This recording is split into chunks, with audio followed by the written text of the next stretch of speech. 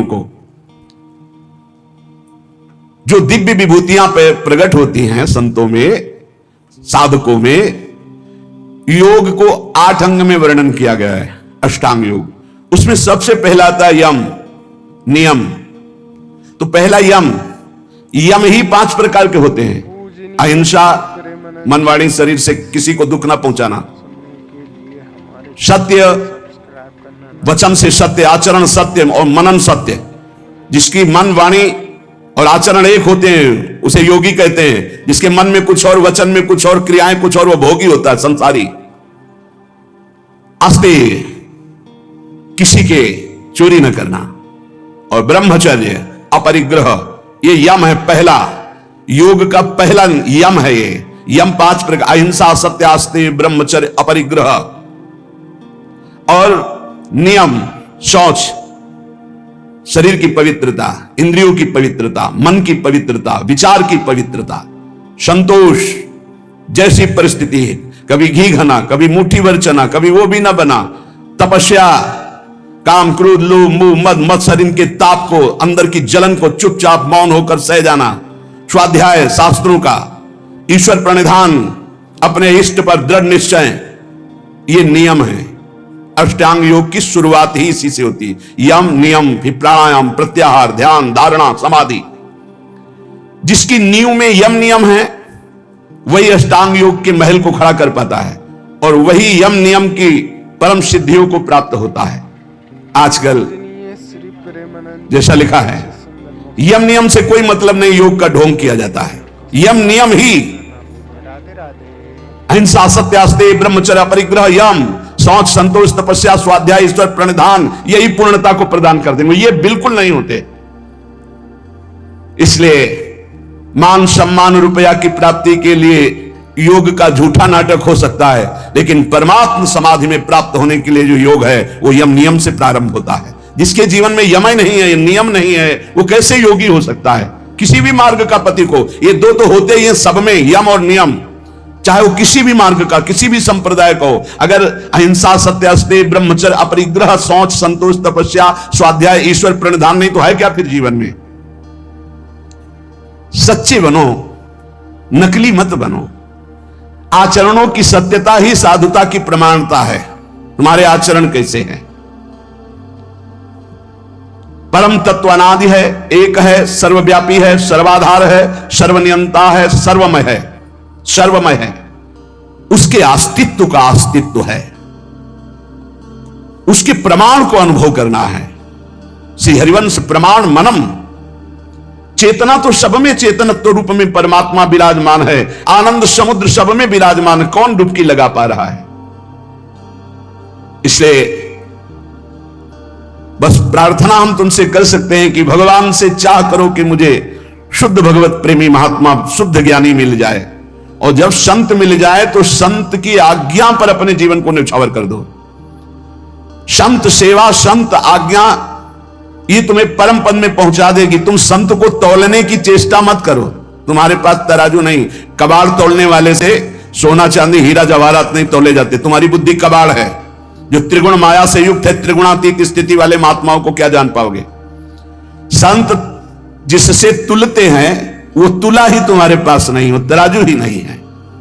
श्रद्धा और भक्ति और विश्वास के द्वारा तुम उनके रहस्य को जब वो बताना शुरू करेंगे तब जान जाओगे। इसलिए केवल तुम आज्ञा पर रहो। जिस समय तुम किसी भी संत के थोड़े अंश को जान जाओगे कि ये क्या है, तो तुम चकित और आश्चर्यचकित होकर गर्व करोगे कि भगवान की अपार कृपा, मुझे ऐसे महात्मा का संग मिला।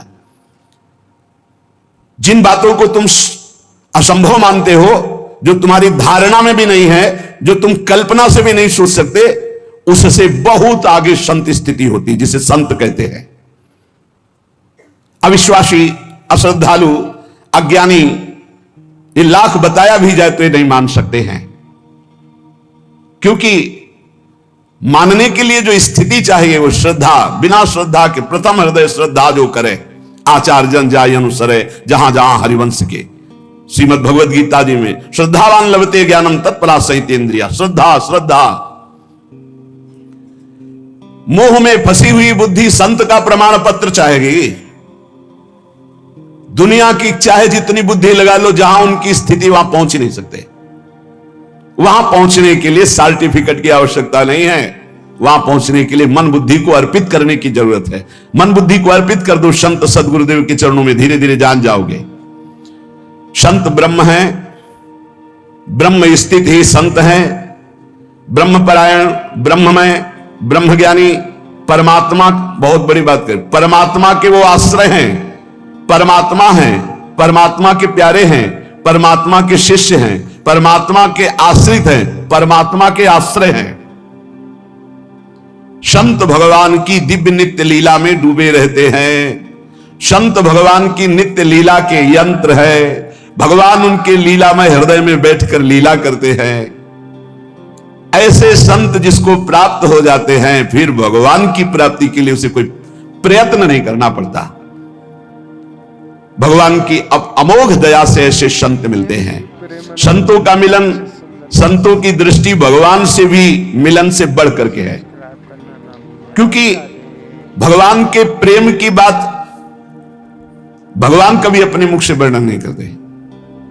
जैसे कहा गया कि भगवान के मिलने से भी बढ़कर भगवत प्रेमी महात्मा का मिलन है।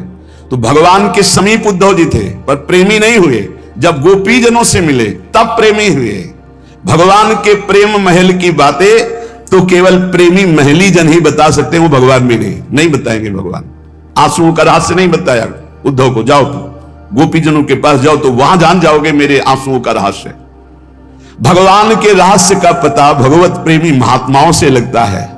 इसीलिए भगवान की अहेतुकी कृपा माने जब हमें संत समागम प्राप्त हो, वो जो भगवान की छुपी हुई रहस्यमयी प्रेम की बातें हैं वो प्रकाशित करते संत जन। तुम केवल अवगाहन करो तो रस बरसाएंगे, तुम केवल आनंद स्वाद के लिए पिपासु बनो, ऐसे नहीं, ऐसे अहंकार से भरकर नहीं, अवज्ञा नहीं, अवहेलना नहीं, ऐसे छल कपट नहीं, जो कहोगे वही करेंगे, करना कुछ नहीं, छल कपट नहीं, ऐसे जैसी आज्ञा वैसे आप कहो अभी प्राण त्याग दे, बस इतनी जरूरत है।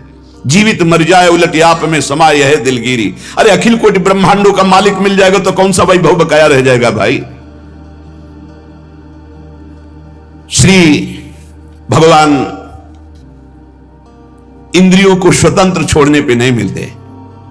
याद रखो, संत संग से इंद्रियां संयम में होती हैं, संत संग से इंद्रियों की शांति बढ़ती है, सुख प्रत्यक्ष दर्शने लगता है, कल्पना का नहीं।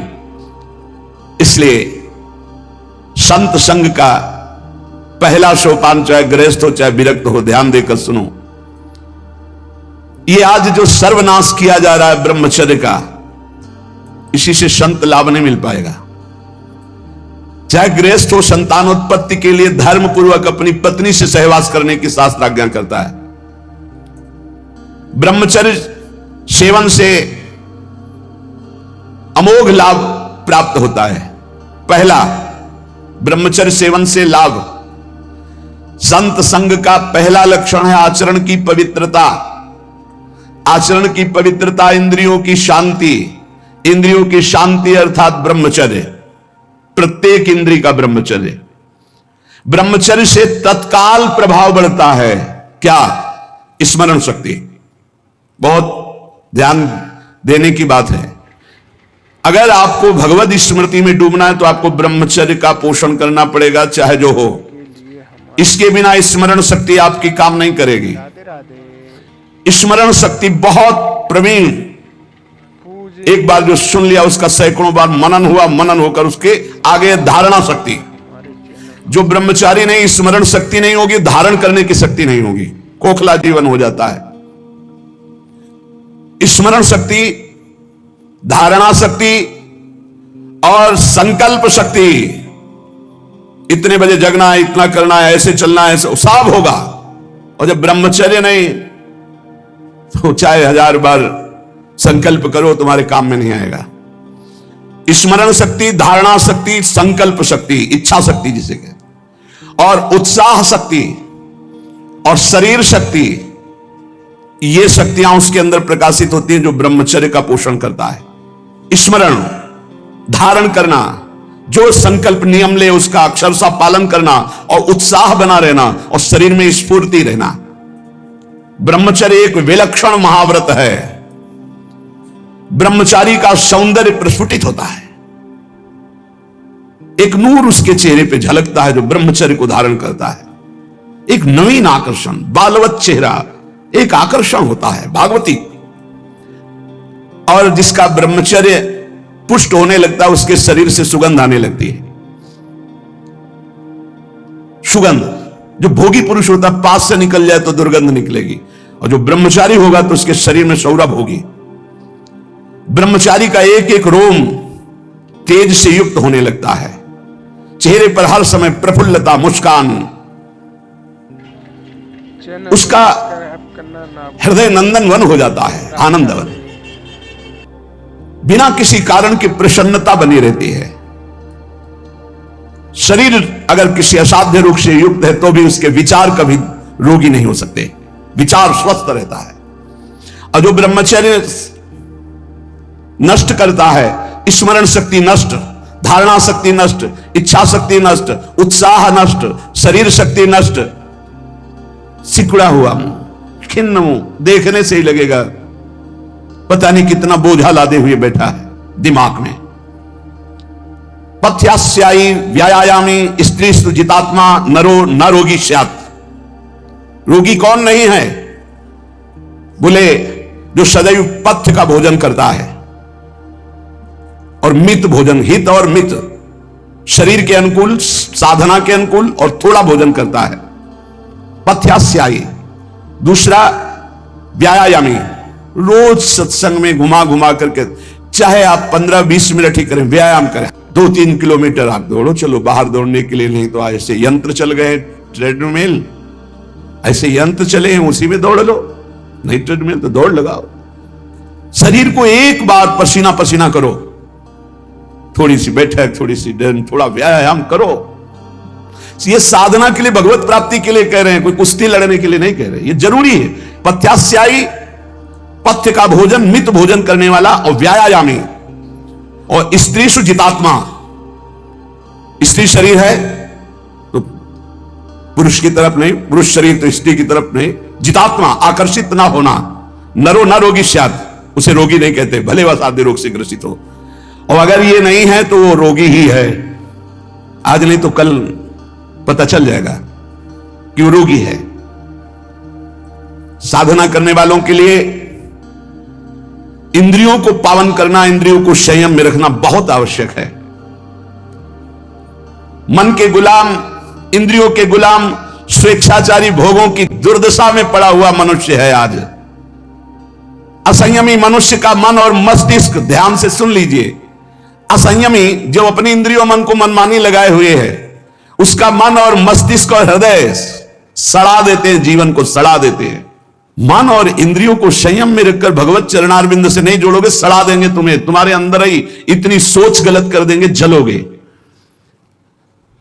जो ब्रह्मचर्यहीन है, मनमानी आचरण करता है, ध्यान से सुनो, पहला लक्षण अशांत, दूसरा कहीं मन न लगना, अस्थिर चित्त, तीसरा अस्वस्थ, चौथा मलिन स्वभाव, हीन स्वभाव, किसी भी कार्य को कह दो सबसे पहले ना, उत्साहहीन, हर कार्य के लिए बोझा मानना, ना कर देना, सदा के लिए भय का डेरा पड़ जाना अंदर।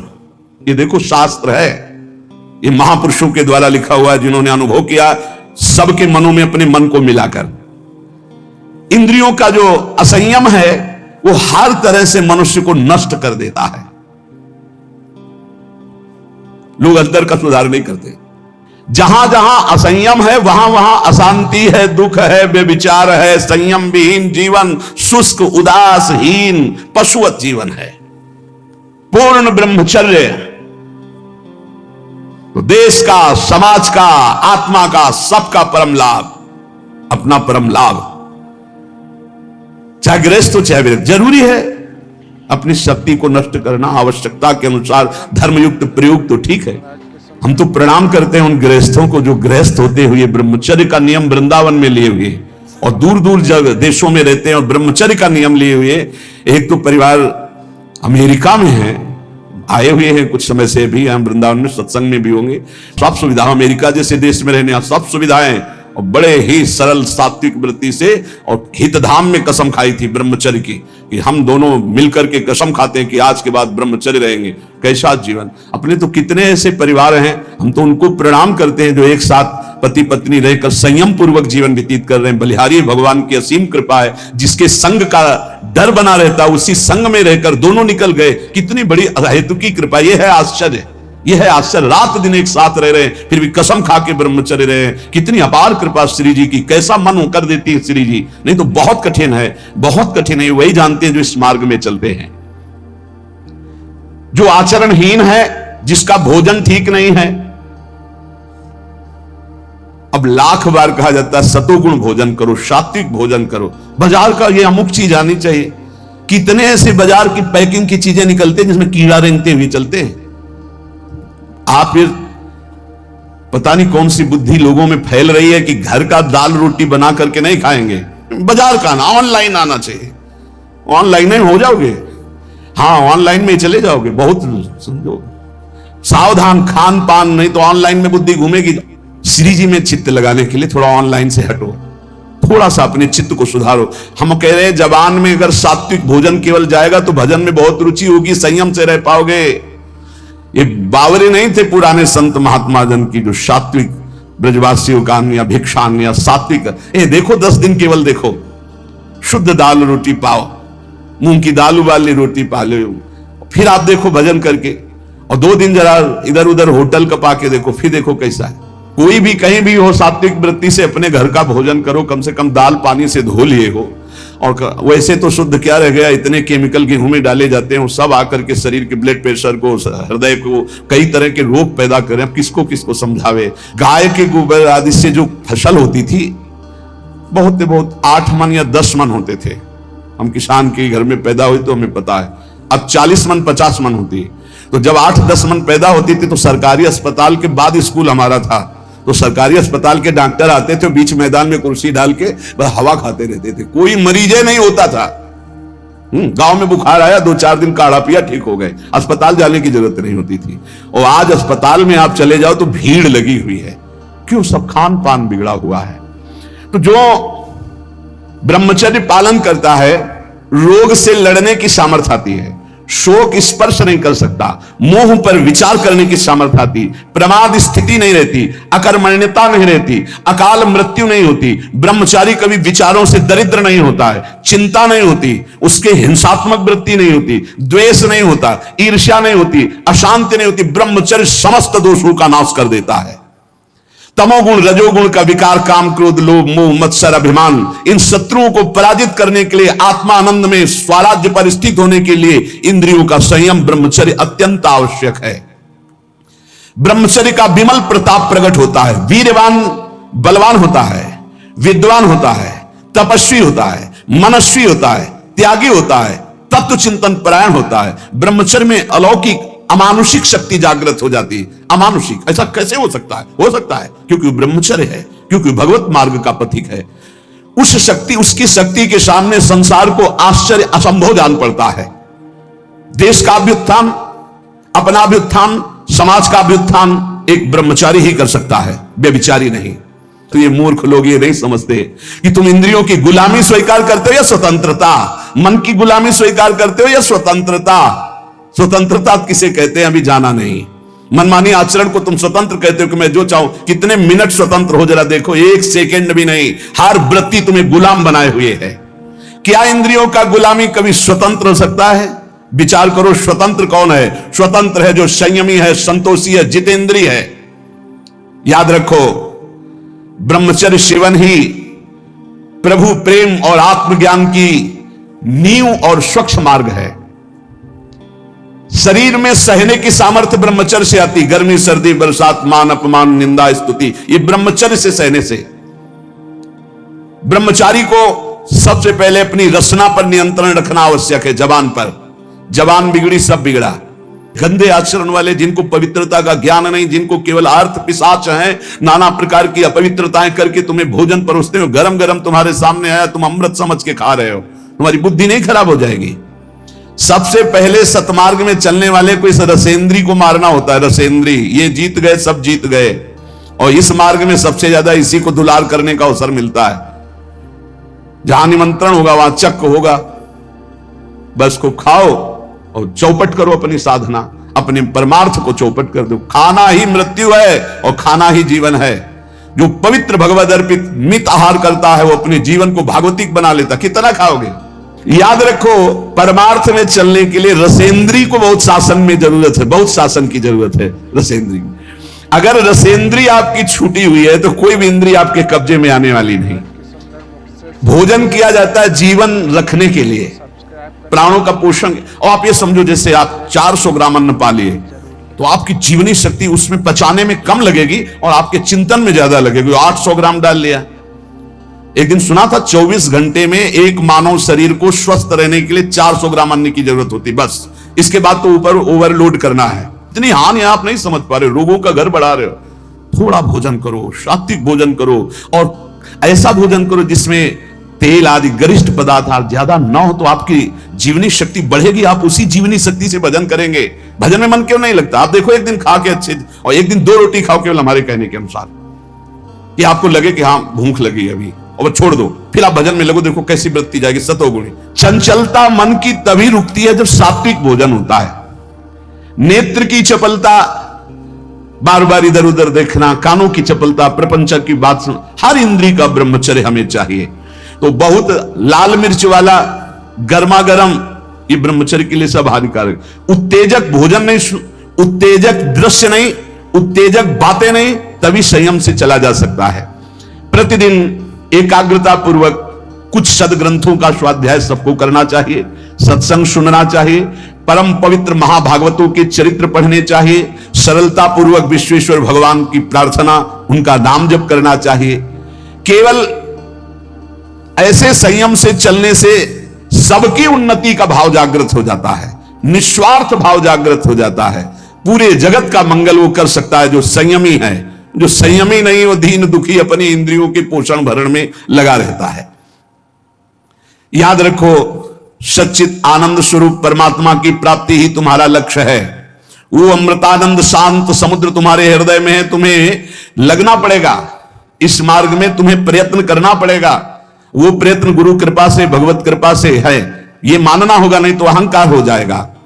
नमा ऋषिभ्या पूर्वजेभ्या पूर्वेभ्या पथिकृतभ्या, ये महामोह में ज्वाल में मैं उन ऋषि मुनियों को नमस्कार करता हूं जिन्होंने हमको ये मार्ग पूर्व में अनुभव करके बताया है। देखो, जैसे तुम्हारे मन की क्या वृत्ति है ये जानना हो, पूरे जगत के मन की क्या वृत्ति है ये जानना हो, तो थोड़ी देर मन को किसी विषय पुरुष में तदात्म किया जाता है। फिर उसकी जो मन की तरंगे हैं वो सब मन में आती, तब होता है अच्छा ऐसी स्थिति। तो लगता है महात्मा लोग कैसे जानते बिना अनुभव किए? संसार का तो अनुभव नहीं किए, इनको तो संसार का अनुभव किए, जानते कैसे? वो तुम्हारे मन में जानते हैं। तुम्हारे मन में जो चल रहा है, मन को मन में मिलाया और 1 मिनट में सब जान लिया। और वो फिर जब बोलते तो हाँ हाँ ऐसा ही चलता है, ये तो आश्चर्य की बात है, तो ये तो हमारे मन की बात है, क्योंकि तुम्हारे ही मन की बात तो जान करके बोल रहे हैं। जो संतों पर श्रद्धा और विश्वास करता है उसी का कल्याण होता है। और आप कहते हैं संत समान भाव से सबका कल्याण करते हैं। मुझे इस बात पर दोष दिखाई दे रहा है। प्रश्न करता तो यहां उत्तर दे रहे हैं कि श्रद्धा और प्रेम की कमी के कारण यद्यपि संतों की सब पर बराबर कृपा होती है, पर जिसके श्रद्धा और विश्वास की कमी होती है तो वो दोष ही देख पाता है, संतों पर गुण दर्शन नहीं कर पाता। जैसे सूर्य बिना किसी पक्षपात के सबको समान प्रकाश देते हैं, पर दर्पण में प्रतिबिंब पड़ता है और सूर्यकांत शीशा में भी सूर्य का प्रकाश पड़ता है, तो दोनों में अंतर है। दर्पण में केवल एक चमक भर आएगी और सूर्यकांता शीशा में आग पैदा हो जाएगी। उसके ऊपर आप कागज कुछ रखो, आग पैदा कर देगा। ऐसे ही कोई इसमें सूर्य का दोष नहीं कि उस दर्पण में कम प्रकाश दे रहे हैं, उसमें ज्यादा दे रहे हैं। इसी प्रकार संत बराबर कृपा करते हैं, पर श्रद्धा और विश्वास जिसमें संतों के प्रति है वहां ज्यादा कृपा प्रकाशित हो जाती है।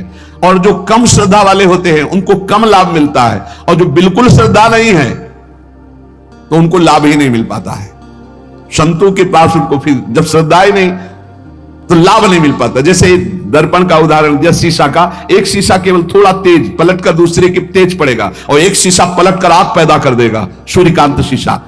सूर्य सबको स्वाभाविक प्रकाश देता है, पर उल्लू बिल्कुल प्रकाश का लाभ नहीं ले पाता है। तीन बातें कही, जैसे दर्पण, सूर्यकांत शीशा और ऐसे समान भूमि। वो पलटकर समान भूमि थोड़ी प्रकाश दे सकती है।